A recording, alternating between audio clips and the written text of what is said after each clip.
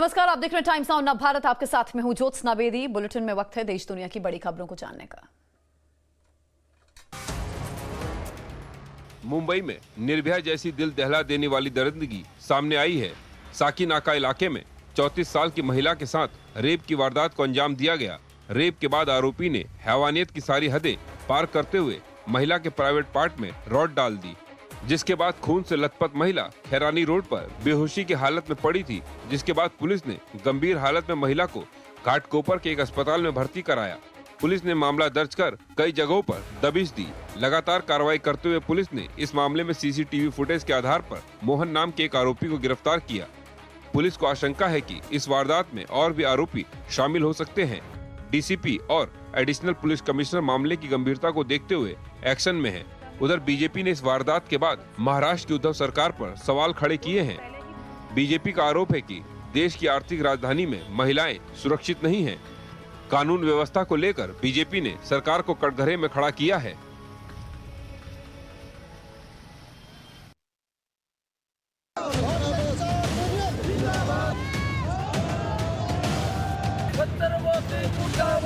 Delhi border के बाद करनाल किसानों का शक्ति प्रदर्शन का एपिसेंटर है। सरकार से हर दौर की वार्ता विफल रही। आंदोलन स्थल पर हर रोज किसानों की संख्या बढ़ रही है। पंजाब, पश्चिमी यूपी और हरियाणा से किसानों के जत्थे लगातार मोर्चे पर पहुंच रहे हैं। और करनाल के पास लगता यूपी का एरिया शामली, सहारनपुर, वहाँ के किसान भी आ जा रहे हैं। और अभी पता लगा है कि पंजाब के जो सिंगर हैं, एक पंजाब से 4-5 सिंगरों की टीम भी यहाँ पर आ रही है। नए मोर्चे पर किसानों की मांग भी नई है। किसान नेता पिछले महीने लाठीचार्ज करने वालों से हिसाब किताब करने के मूड में हैं। किसान ताव में है। पहली नजर में उनकी रणनीति का केंद्र भले ही एसडीएम पर कार्रवाई लगे, लेकिन असल निशाना तो हरियाणा की खट्टर सरकार है। जाहिर है किसानों ने खट्टर सरकार के खिलाफ मोर्चा खोल दिया है। इसके साथ ही रणनीति ये भी है कि करनाल आंदोलन का केंद्र बना तो इसका चुनावी असर पंजाब, हरियाणा और पश्चिम यूपी पर पड़ेगा। आज फिर करनाल में किसानों और प्रशासन के बीच बैठक है। ब्यूरो रिपोर्ट, टाइम्स नाउ नव भारत।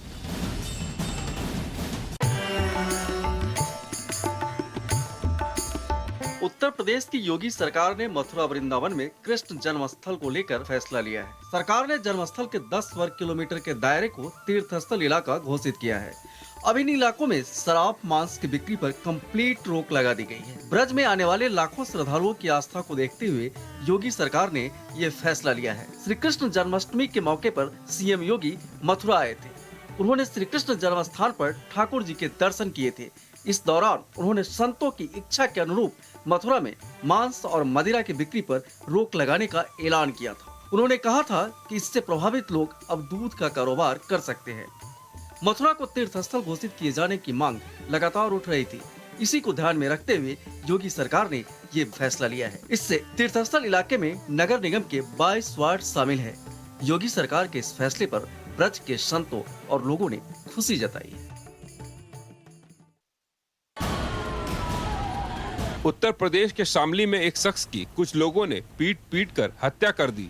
बताया जा रहा है कि शख्स का हाथ सड़क पर खड़े कुछ लोगों से टकरा गया, जिसके बाद आरोपियों ने बीच सड़क पर ही उसकी बेरहमी से हत्या कर दी और मौके से फरार हो गए। तो 8-10 लड़के थे, कुछ हाथ या पैर या कोई लग गया होगा, ऐसे हो जा करे दुर्घटना से कुछ, तो उससे गाली गुली दी होगी, उन्होंने भी गाली दी होगी। उन्होंने हक करी न था कर बजाना शुरू कर दिया। घटना की जानकारी लगते ही परिजनों ने थाने में शिकायत की। पुलिस ने शव को कब्जे में लेकर पोस्टमार्टम के लिए भेज दिया है। इस संबंध में तत्काल आवश्यक कार्रवाई करते हुए मुकदमा पंजीकृत किया गया और जो मुख्य आरोपी था उसे गिरफ्तार कर लिया गया है। अन्य और भी 7 लोग हैं जिनके खिलाफ तहरीर आई है, उनकी भी गिरफ्तारी हेतु लगातार प्रयास कर रहे हैं और उनकी भी जल्दी गिरफ्तारी सुनिश्चित की जाएगी। घटना के बाद कानून व्यवस्था पर सवाल खड़े हो रहे हैं कि कैसे आरोपी बेखौफ होकर वारदात को अंजाम देकर फरार हो जाते हैं।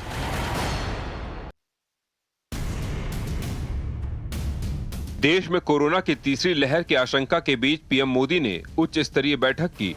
बैठक में पीएम मोदी को स्वास्थ्य संबंधी बुनियादी ढांचे में बढ़ोतरी के बारे में जानकारी दी गई। पीएम मोदी ने बैठक के दौरान देश में कोविड-19 टीकाकरण अभियान की भी समीक्षा की। इस दौरान पीएम मोदी ने राज्यों को हर जिले में दवाओं का बफर स्टॉक रखने को कहा। पीएम ने अगले कुछ महीनों के लिए वैक्सीन के उत्पादन, आपूर्ति और पाइपलाइन की समीक्षा की।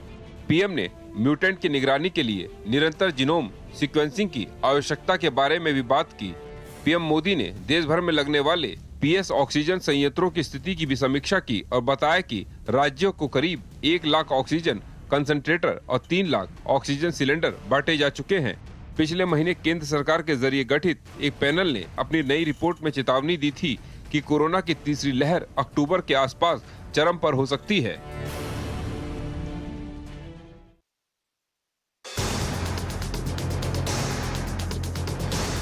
उत्तर प्रदेश में आगामी विधानसभा चुनाव को लेकर सभी दलों की तैयारियां जोरों पर है। इसी कड़ी में राज्य की सत्ताधारी पार्टी बीजेपी आज विजय अभियान शुरू करने जा रही है। बीजेपी के लिए विजय अभियान की शुरुआत पार्टी अध्यक्ष जेपी नड्डा करेंगे। नड्डा आज वीडियो कॉन्फ्रेंसिंग के जरिए बूथ विजय अभियान को हरी झंडी दिखाएंगे। इस चुनावी अभियान से राज्य के मुख्यमंत्री योगी आदित्यनाथ भी जुड़ेंगे। बूथ विजय अभियान की शुरुआत के दौरान योगी मंत्रिमंडल के सभी मंत्री अपने अपने शक्ति केंद्रों पर मौजूद रहेंगे। इस अभियान के तहत 27,000 शक्ति केंद्रों को जोड़ा जाएगा। 5 से 6 बूथ मिलाकर एक शक्ति केंद्र बनाया जाता है। पार्टी अध्यक्ष जेपी नड्डा इनमें से ही एक शक्ति केंद्र पर जाकर अभियान की शुरुआत करेंगे। ये कार्यक्रम 23 अगस्त को शुरू होना था, लेकिन पूर्व मुख्यमंत्री कल्याण सिंह के निधन के कारण इसे टाल दिया गया। 13 सितंबर को लखनऊ में मीडिया वर्कशॉप भी आयोजित होगी। इसमें केंद्रीय मीडिया टीम प्रदेश पदाधिकारियों, प्रवक्ताओं और मीडिया पैनलिस्ट को ट्रेनिंग देगी।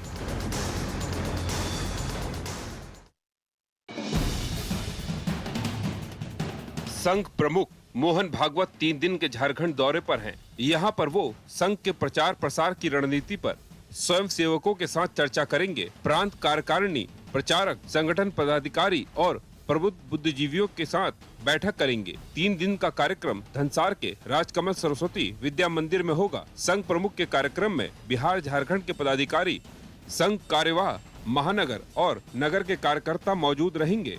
संघ प्रमुख के साथ प्रांत प्रचारक, क्षेत्र प्रचारक, इनके अलावा प्रदेश बीजेपी के कई नेता कार्यक्रम में शामिल हो सकते हैं। इस बैठक में 2024 तक बिहार और झारखंड के सभी मंडलों और गांवों तक संघ की योजना और कार्यों को कैसे पहुंचाया जाए, इस पर मंथन किया जाएगा।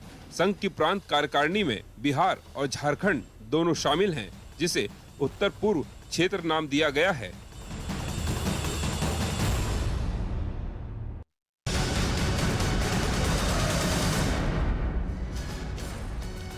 और इस वक्त की बड़ी खबर आ रही है उत्तराखंड से। उत्तराखंड के जोशीमठ में भूकंप के झटके महसूस किए गए हैं। रिक्टर स्केल पर भूकंप की तीव्रता 4.6 मापी गई है। सुबह 5:58 का समय है जब ये झटके महसूस किए गए। तीव्रता 4.6 मापी गई। उत्तराखंड के जोशीमठ से बड़ी खबर हम आप तक पहुंचा रहे हैं। भूकंप के झटके महसूस किए गए हैं और रिक्टर स्केल पर इसकी तीव्रता 4.6 मापी गई है। अभी किसी प्रकार के जान माल के नुकसान की जानकारी नहीं आई है। अभी और अपडेट का हम इंतजार कर रहे हैं। फिलहाल वहां पर और क्या स्थिति है, क्या कोई नुकसान भी हुआ है, और अभी भी आगे लोगों को थोड़ा सा एहतियात बरतने की जरूरत है, क्योंकि आफ्टर इफेक्ट्स भी अर्थक्वेक के देखे जाते हैं। तो 5:58 बताए जा रहे हैं जिस समय भूकंप के झटके महसूस किए गए। 4.6 तीव्रता मापी गई है उत्तराखंड के जोशीमठ में। इससे जुड़ा अपडेट हम आप तक पहुंचाएंगे। और चलिए एक बार फिर से हम रुख करते हैं देश और दुनिया की तमाम खबरों का। अमेरिका में हुए 9/11 हमले की आज 20वीं बरसी है। माना जा रहा है कि आज ही अफगानिस्तान में तालिबान सरकार का शपथ ग्रहण समारोह हो सकता है। हालांकि तालिबान नेताओं का कहना है शपथ ग्रहण की तारीख को अंतिम रूप नहीं दिया गया है। बताया जा रहा है तालिबान ने अपने शपथ ग्रहण समारोह में तुर्की, चीन, रूस, पाकिस्तान, ईरान और कतर को न्योता दिया है। इस बीच ब्रिटेन की खुफिया एजेंसी के प्रमुख जनरल कैन मैकेलम ने चेतावनी दी है कि अफगानिस्तान की सत्ता में तालिबानियों के आने के बाद से दुनिया में 9/11 जैसे आतंकी हमलों का खतरा बढ़ जाएगा। 20 साल पहले आज ही के दिन अमेरिका के ट्विन टावर पर हमला हुआ था, जिसे दुनिया 9/11 के नाम से जानती है। ये हमला आतंकी संगठन अल-कायदा ने कराया था, जिसका सरगना ओसामा बिन लादेन था। उस समय अफगानिस्तान में तालिबानियों की ही सरकार थी।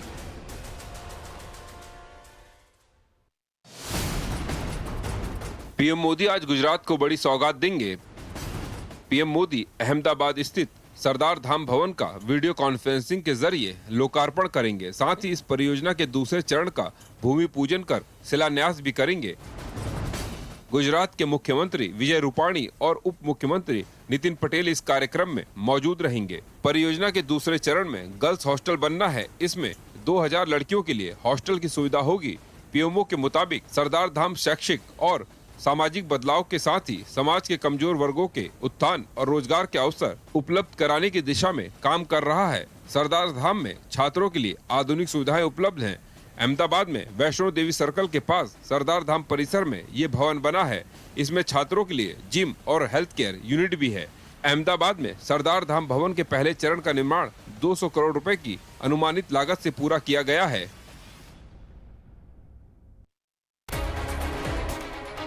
अमेरिकी कार कंपनी फोर्ड ने ऐलान किया है कि वो भारत में कार बनाना बंद कर देगी।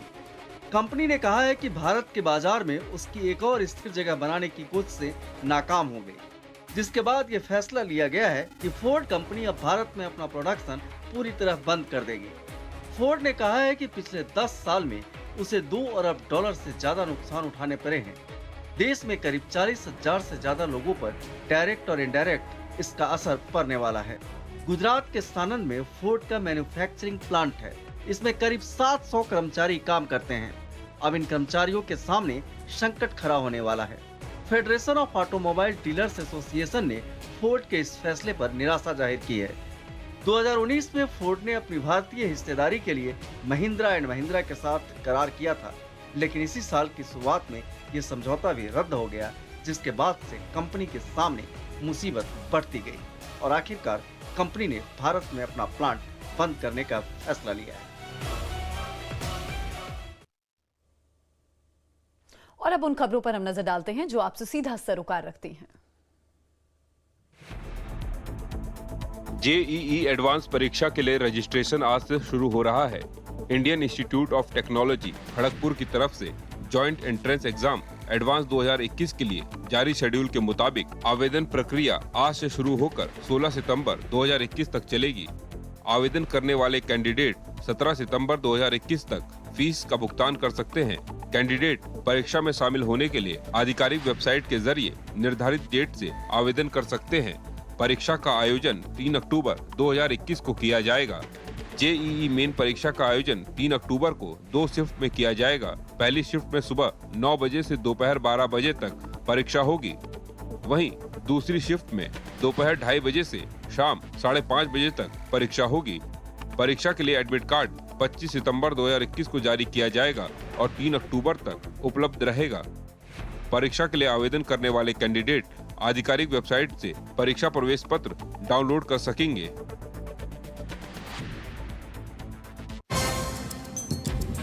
इलाहाबाद यूनिवर्सिटी में सेशन 2021-22 के तहत ग्रेजुएशन फर्स्ट ईयर और मास्टर फर्स्ट सेमेस्टर में एडमिशन के लिए ऑनलाइन आवेदन की प्रक्रिया आज से शुरू होने जा रही है। आवेदन की आखिरी तारीख 3 अक्टूबर निर्धारित की गई है। सभी कोर्सेज की प्रवेश परीक्षाएं अक्टूबर के दूसरे हफ्ते में आयोजित की जाएंगी और 18 अक्टूबर से नए सत्र की शुरुआत होगी। परीक्षाओं की अलग अलग तारीख जल्द घोषित की जाएगी। कैंडिडेट वेबसाइट पर आवेदन कर सकते हैं। प्रवेश परीक्षा में नेगेटिव मार्किंग नहीं होगी। ग्रेजुएशन और PGAT1, BA LLB, LLB courses की परीक्षाएं ऑनलाइन और ऑफलाइन दोनों मोड में होंगी, जबकि PGAT2, B.Ed, M.Ed, MBA जैसे कोर्सेज की प्रवेश परीक्षाएं केवल ऑनलाइन मोड में होंगी। प्रवेश परीक्षाओं के लिए देश भर के 16 शहरों में केंद्र बनाए जाएंगे। ऑफलाइन और ऑनलाइन मोड की परीक्षा के लिए प्रयागराज समेत देश के 10 शहरों में केंद्र होंगे, जबकि 6 अन्य शहरों में केवल ऑनलाइन मोड में परीक्षाएं आयोजित की जाएंगी। अगर देश के सबसे बड़े bank state bank of India में आपका अकाउंट है तो ये खबर आपके काम की है। SBI ने अपने सभी ग्राहकों को जानकारी दी है कि वो अपना पैन आधार लिंक कर लें ताकि कोई मुश्किल ना आए। SBI ने अपने ग्राहकों से कहा है कि वो किसी असुविधा से बचने के लिए पैन और आधार जरूर लिंक करा लें, क्योंकि ऐसा करना अनिवार्य है। पैन को आधार से लिंक करने की आखिरी तारीख 30 सितंबर 2021 है। अगर आपने उससे पहले पैन आधार लिंक नहीं किया तो आपको बड़ी मुश्किल का सामना करना पड़ सकता है। आपके पैन को निष्क्रिय कर दिया जाएगा। जिससे आप किसी भी तरह का ट्रांजैक्शन नहीं कर पाएंगे। अगर आप बैंक में 50,000 रुपए से ज्यादा का अकाउंट खोलने, जमा या निकालने की कोशिश करते हैं तो आपको पैन देना होगा। ऐसी स्थिति में गलत या निष्क्रिय पैन देने पर आपके ऊपर जुर्माना लगाया जा सकता है।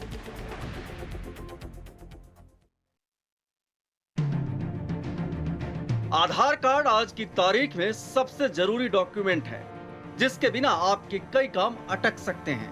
बैंक में खाता खुलवाने से लेकर पासपोर्ट बनवाने तक हर जगह आधार कार्ड की जरूरत पड़ती है।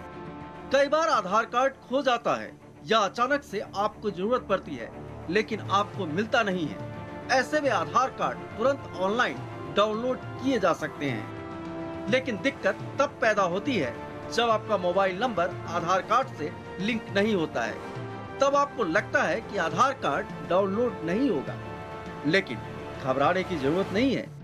Unique identity authority of India ने यूजर्स के लिए खास सुविधा दी है, जिसमें बिना मोबाइल नंबर के आधार कार्ड डाउनलोड करना बिल्कुल आसान है। इसके लिए आपको unique identity authority of India के ऑफिशियल वेब पेज पर जाना है और माई आधार ऑप्शन पर क्लिक करना है और फिर बताए गए प्रोसेस को फॉलो करना है।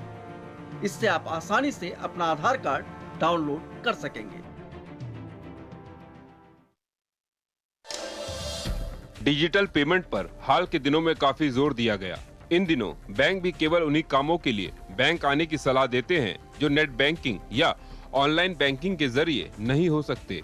हालांकि इन सुविधाओं के चलते पैसे ट्रांसफर करना आसान तो हुआ है, लेकिन गलतियां भी उतनी ही हो रही हैं। कई बार पैसे ट्रांसफर करते समय गलती से बैंक अकाउंट नंबर गलत टाइप हो जाने पर पैसा गलत अकाउंट में ट्रांसफर हो जाता है। अगर भूल से आपने दूसरे शख्स के बैंक अकाउंट में पैसे ट्रांसफर कर दिए हैं तो सबसे पहले अपने बैंक को इसकी सूचना फोन या ईमेल से दें।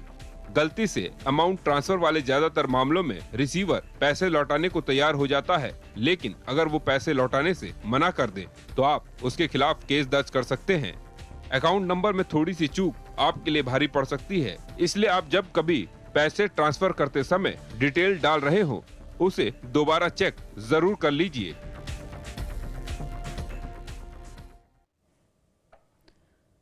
आज भी किसान प्रशासन के बीच बैठक होनी है। सुबह 9 बजे ये बैठक शुरू होगी करनाल में। कल देखिए 4 घंटे ये मीटिंग चली थी और सकारात्मक ये बैठक रही थी। किसान नेता की तरफ से ये कहा गया है कि बैठक सकारात्मक रही है। आज फिर से ये बैठक होनी है। क्या बैठक से सामने आएगा देखने वाली बात होगी, क्योंकि एसडीएम ने जिस तरह का आदेश अपने पुलिस वालों को दिया था कि कोई भी अगर किसान इस जगह से आगे बढ़ता है तो उनका सिर फोड़ दो, इस तरह की बात उन्होंने कही थी। ये वीडियो वायरल तक हुआ था। उसके बाद से किसान लगातार मांग कर रहे हैं कि एसडीएम को बर्खास्त किया जाए, जो मृत किसान है उसके परिजनों को मुआवजा दिया जाए, शहीद उन्हें घोषित किया जाए। तो तमाम मांगों को लेकर देश का अन्नदाता लगातार प्रदर्शन कर रहा है और जो 3 फार्म बिल्स हैं उसको लेकर तो लगातार प्रदर्शन जारी है ही। 11 दौर की वार्ता हो चुकी है, लेकिन अभी तक कुछ नतीजा नहीं निकला है। प्रदर्शन पर किसान डटा हुआ है। लेकिन अभी जो करनाल में जो इस समय प्रदर्शन चल रहा है उसको लेकर आज एक बार फिर से मुलाकात होनी है किसानों की प्रशासनिक अधिकारियों के साथ और ऐसी उम्मीद है कि रास्ता निकल सकता है। गुरप्रीत हमें और जानकारी देंगे। गुरप्रीत, कल की बैठक तो सकारात्मक रही है जिस तरह किसान नेताओं ने बताया है, आज की बैठक से हम क्या उम्मीद लगाएं? जी बिल्कुल, कल लगातार 4 घंटे मीटिंग चलती रही और 4 घंटे बाद जब किसान बाहर आए तो कहीं ना कहीं उनके माइंड में और मन में, कहीं चेहरे में संतुष्टि थी कि जो मीटिंग लगातार चलती रही। उन्हें लगता है कि कहीं ना कहीं सरकार उनको पैसिफाई करने के लिए वो एक्शन ले रही है। लेकिन जो सबसे बड़ी बात अभी भी अड़ी हुई है दोनों दिनों में, जो वो किसान और सरकार के बीच में जो सबसे बड़ी बात है, जिस बात को लेके अभी भी कई सवाल खड़े हो रहे हैं, वो ये है कि एसडीएम पीयूष सिन्हा के खिलाफ कार्रवाई। वो मांग कर रहे हैं कि इमीडिएटली एफआईआर दर्ज की जाए और केस इन्वेस्टिगेशन शुरू की जाए। लेकिन कहीं ना कहीं सरकार उनको कन्विंस करने में लगी है कि पहले हम इंक्वायरी करेंगे, उसके बाद हम एक्शन लेंगे। इस बात को लेके लगातार बहस होती रही, जिसके कारण रात को कोई इनका आपस में समझौता नहीं हुआ। लेकिन आज फिर दोबारा से मीटिंग होगी, जिस मीटिंग में बैठ के ये डिसाइड किया जाएगा। लेकिन किसानों ने भी कल संतुष्टि जताई कि जैसे सरकार ने उनसे बातचीत की है, क्योंकि जो बाकी डिमांड थी वो तकरीबन सरकार मानने को तैयार हो गया। लेकिन ठीक है गुरप्रीत, तो आज की बैठक पर भी नजर आप रखिएगा। आज की बैठक भी ये फिर महत्वपूर्ण रहने वाली है। अपडेट के लिए हम लौटेंगे वापस। वहीं मुंबई में निर्भया जैसी वारदात हुई। 34 साल की महिला से रेप की वारदात को अंजाम दिया गया। पुलिस ने महिला को अस्पताल में भर्ती करा दिया है। मोहन नाम का एक आरोपी है जिसकी गिरफ्तारी हुई है। महिला की हालत देखिए बेहद नाजुक बताई जा रही है और गंभीर धाराओं में मुकदमा भी दर्ज हो गया है इस आरोपी के खिलाफ। और जानकारी यह भी है कि और भी लोग इसके साथ जुड़े हो सकते हैं। ये पुलिस की तरफ से स्टेटमेंट सामने आया है। जांच आगे बढ़ रही है अभी इस पूरे मामले में। अभी सिर्फ और सिर्फ एक गिरफ्तारी हुई है। इस रेप की वारदात को अंजाम दिया गया। 34 साल की ये महिला थी जिसके साथ इस शर्मनाक हरकत को अंजाम दिया गया है। मुंबई से खबर हम आप तक पहुंचा रहे हैं। सवाल लगातार बना हुआ है कि आखिर देश में महिलाएं सुरक्षित क्यों नहीं हैं। वहीं अफगानिस्तान में आज शपथ ग्रहण समारोह संभव है। तालिबान सरकार का शपथ ग्रहण समारोह हो सकता है। चीन पाकिस्तान को तालिबान ने देखिए न्योता भेजा है। 9/11 की 20वीं बरसी पर शपथ ग्रहण समारोह। हालांकि ये शपथ ग्रहण पहले ही हो जाना था। इसे 2 बारी पहले भी टाला जा चुका है। उसके बाद देखिए किस तरह नमक छिड़क अमेरिका के जख्मों पर नमक छिड़कने के लिए तालिबान ने बार बार इस शपथ ग्रहण समारोह को टाला और ये तय किया कि हम 9/11 की तारीख को शपथ ग्रहण समारोह करेंगे। वहीं गुजरात को आज प्रधानमंत्री सौगात देने वाले हैं। सरदार धाम फेज 2 प्रोजेक्ट का लोकार्पण प्रधानमंत्री द्वारा किया जाएगा। 200 करोड़ के नए प्रोजेक्ट हैं जिसका लोकार्पण होगा। मुख्यमंत्री डिप्टी सीएम कार्यक्रम में शामिल होंगे। सुबह 10 बजे वर्चुअल कॉन्फ्रेंसिंग के जरिए प्रधानमंत्री जुड़ेंगे। सीएम डिप्टी सीएम इस कार्यक्रम में शामिल रहने वाले हैं। तो आज गुजरात वासियों को बड़ी सौगात प्रधानमंत्री द्वारा दी जाएगी। सरदार धाम भवन की सौगात प्रधानमंत्री आज देंगे। वहीं यूपी चुनाव के लिए भारतीय जनता पार्टी ने कमर कस ली है। बीजेपी आज से बूथ विजय अभियान शुरू करने जा रही है। जेपी नड्डा जो बीजेपी के अध्यक्ष हैं वो इस अभियान की शुरुआत करेंगे। 27,000 शक्ति केंद्रों को जोड़ने का लक्ष्य रखा गया है। तो सभी पार्टियां यूपी का किला फतेह करने के लिए एड़ी चोटी का जोर लगा रही हैं। प्रियंका गांधी भी लगातार उत्तर प्रदेश में डेरा डाले हुए हैं। उनका भी 2 दिवसीय दौरा जारी है। वहीं आप देखिए जेपी नड्डा के हाथ में कमान और आज से बीजेपी बूथ विजय अभियान की शुरुआत करने जा रही है। दोबारा से सत्ता की कुर्सी पर वापसी बनाने के लिए बीजेपी ने कमर कस ली है। इसी के साथ इस बुलेटिन में रुकने एक छोटे से ब्रेक के लिए